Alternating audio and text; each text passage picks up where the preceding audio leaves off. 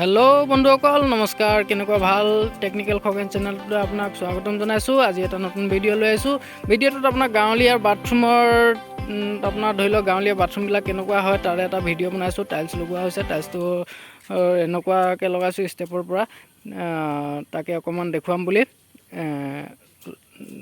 মানে ভাবিছোঁ। এয়া চাওক ভিডিঅ'টো ষ্টেপত এইটো টাইলছ লগোৱা হৈছে আৰু বাহিৰৰ স্কাৰ্টিঙৰ ওপৰত মানে ৱালত এখন এক ফুট লগোৱা হৈছে।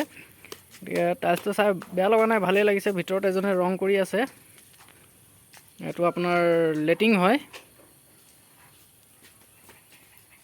এয়া লেটিঙত আপোনাৰ ৱালত 3.5 ফুটকৈ টাইলছ লগোৱা হৈছে আৰু তলত এইটো টাইলছ লগোৱা হৈছে। এইখন চাবোন থ'বৰ কাৰণে এইখন অকণমান লগাই দিছোঁ ৱাল কাটি পিনি।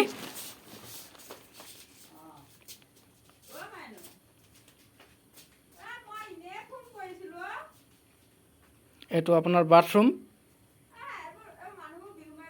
বাথৰুমত কাম চলি আছে। পেইণ্টাৰে পেইণ্ট কৰি আছে আপোনাৰ।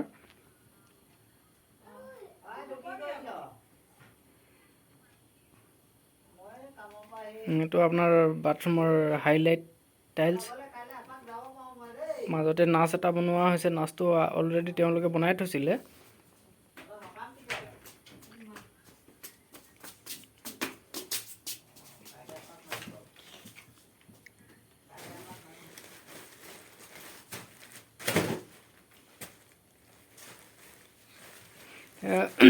মাজতে এটা কথা কৈছোঁ, আপুনি যদি মোৰ চেনেলটো নতুন তেতিয়াহ'লে চেনেলটো ছাবস্ক্ৰাইব কৰি ল'ব আৰু ভিডিঅ'টো এটা লাইক কৰি দিব। আৰু ভিডিঅ'টো যিমান পাৰে শ্বেয়াৰ কৰি দিব।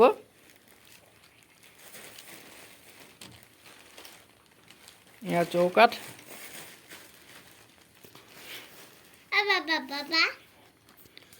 প্লাষ্টিক ফাইবাৰ দৰ্জা লগোৱা হৈছে বাথৰুমত।